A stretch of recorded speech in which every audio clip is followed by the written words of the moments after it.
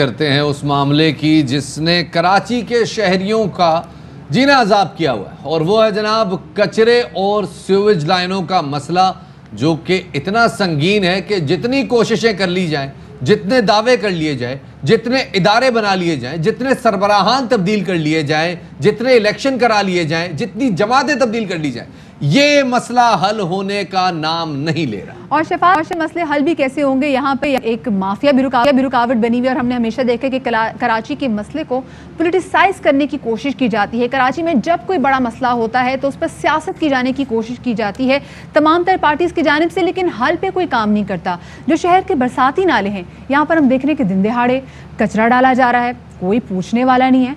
और कराची में गुज़िश्ता साल कचरा उठाने पर तकरीबन 1 अरब रुपए खर्च किए गए, और अब सुप्रीम कोर्ट के हुक्म पर एनडीए में कराची के नालों की सफाई और फिर इन पर मौजूद तजावुज़ात हटाने में सरगर्म भी है। लेकिन इस सारी मेहनत पर जो कचरा माफिया है उसने पानी फेर दिया है, और एक बार फिर से ऐसा लग रहा है कि वो शहर जो कि कायद का शहर है, जो कि रोशनियों का शहर है, अब उसकी वजह शोहरत जो है वो एक बार फिर से कचरा बनती जा रही है जनाब। और ये मसला क्यों हल नहीं हो रहा, और क्यों कराची के नाले दोबारा कचरे से भर रहे हैं? हमारे साथ रेहान हाशमी साहब मौजूद हैं।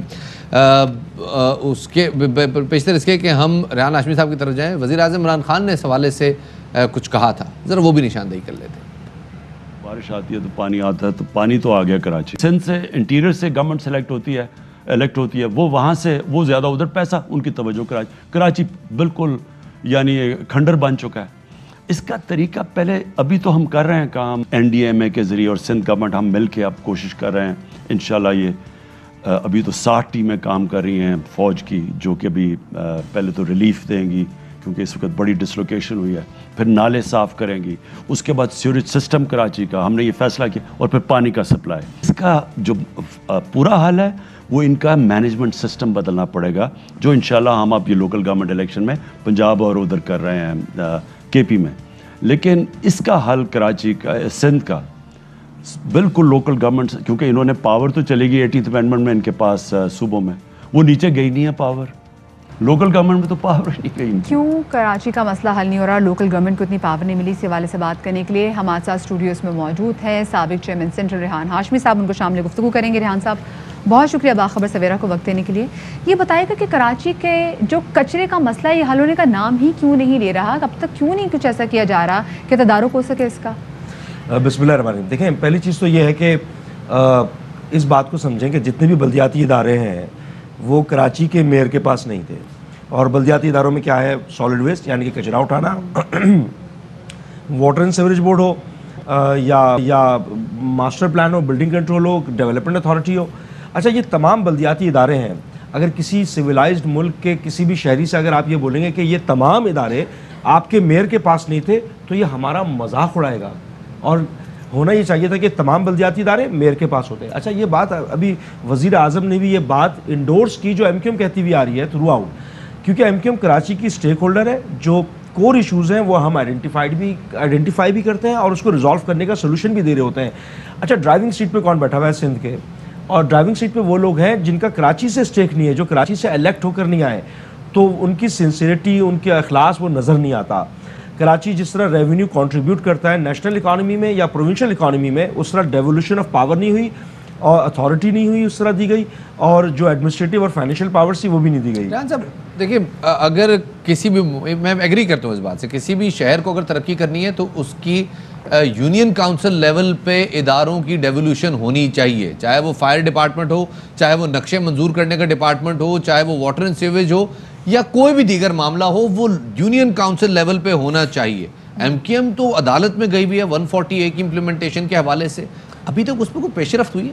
देखें, तकरीबन 4 साल कबल मेयर कराची और एमक्यूएम से ताल्लुक़ रखने वाले मुझ समेत कई लोगों ने पटिशन दायर की थी ऑनरेबल सुप्रीम कोर्ट में, और तकरीबन 1 माह कबल उसकी हेयरिंग हुई इस्लामाबाद में, जिसमें हमारा आर्गूमेंट था 140A के इतलाक़ का, जिसमें हमारा आर्गूमेंट था, वाहिद जमात एमक्यूएम थी। ये बात रिकॉर्ड पे लेकर आ रहा हूँ कि 2013 में जब SLGA 2013 लाया गया तो सिंध गवर्नमेंट में हमने प्रोविंशियल लेवल पे हमने एहतजाज किया भरपूर तरीके से। उस वक्त उस एहतजाज का साथ किसी भी पॉलिटिकल पार्टी ने नहीं दिया, और SLGA 2013 को इंडोर्स किया आज वो हमारे मौक़िफ़ पे कम से कम उन तमाम पॉलिटिकल पार्टीज़ कायम है कि हमने उस वक्त SLGA 2013 की जो मुखालफत की थी वो दुरुस्त की थी। ऐसा निज़ाम के जिसमें वज़ीर आला के पास कचरा उठाने का इख्तियार हो, यानी कि सॉलिड वेस्ट, और मेयर के पास कुछ ना हो। ये हमारा आर्गूमेंट कम से कम मेयर ने हैमरिंग करके इस बात को इस मौक़िफ़ पे सबको कम से कम लेकर आ गए कि बाख्तियार मेयर होना चाहिए। देखिए ये कन्फ्यूजन बहुत ज़्यादा है। आपके पास डिप्टी कमिश्नर्स हैं, 7 ज़िलों के अलग हैं, सेंट्रल का अलग है, फिर कराची डिवीजन का अलग है, फिर आपके पास मेयर्स हैं, फिर आपके पास DMCs के चेयरमैन हैं। देखिए पहले इतनी तो ज़्यादा ओवरलैपिंग क्यों है? बिल्कुल इसके ओवरलैपिंग है। ऊपर आप भी पहले तो तो कानून तय कर लें कि मुल्क को जो मुंतखब नुमाइंदे हैं जमहूरी अंदाज में चलाना है या अफसरशाही के जरिए चलाना है। आप पहले तय कर लें कि मुल्क को किस सिमत में ले जाना है। जो मुल्क पर काबिज होकर बैठे हुए हैं और वो सोच के हामिल लोग, उनको सूट करता है। आप मुल्क की बात करें, आप सूबे की बात करें। मैं मुल्क की बात कर रहा हूँ। देखिए निज़ाम तो पूरे, जी हाँ, मुल्क के ऊपर आप जरा बताएं, क्या मिडिल क्लास का कोई मीडियोकर पाकिस्तान की कानून साजी में कोई कलीदी किरदार अदा कर सकता है? या अगर करने की कोशिश करता है तो कहाँ कहाँ रिफ्लेक्ट हुआ? क्या आर्टिकल 25A नहीं है फ्री एजुकेशन का? क्या उसकी इंप्लीमेंटेशन हो सकी?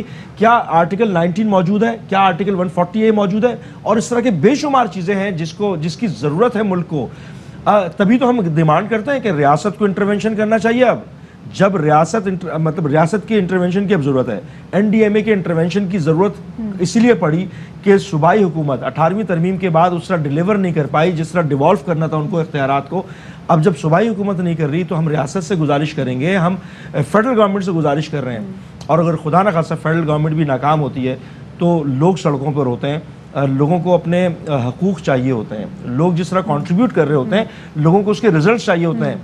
ऐसे इसका मतलब है जो लोगों की जो आखिरी होप है वो फेडरल गवर्नमेंट है कि फेडरल गवर्नमेंट फेडरल गवर्नमेंट तो चेंज होती रहती है। रियासत की बात कर रहा हूँ मैं। रियासत को अगर मुल्क को सही सिमत में लेकर जाना है तो कुछ ना कुछ इंटरवेंशन करनी पड़ेगी। और ये बड़ा तल्ख लफ्ज़ कह रहा हूँ, हालांकि मैं डेमोक्रेसी पे हम यकीन रखते हैं, लेकिन अगर डेमोक्रेटिक चैंपियंस आवाम को रूट लेवल पे डेमोक्रेसी नहीं दे सकें तो मेरा ख्याल है कि फिर रियासत को मुतहर्रिक होना चाहिए।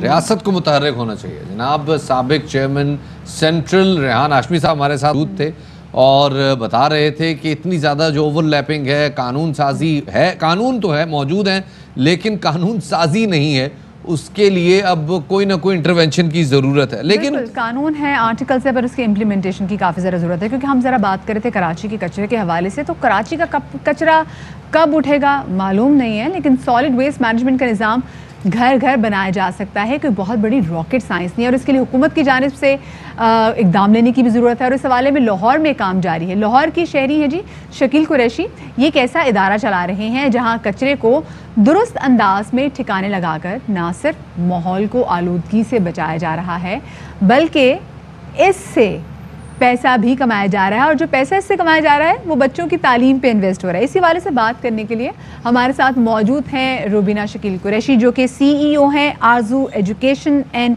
वेलफेयर ऑर्गेनाइजेशन की। उन्हीं को शामिल गुफ्तगू करेंगे। रुबीना जी बहुत शुक्रिया हमें वक्त देने के लिए।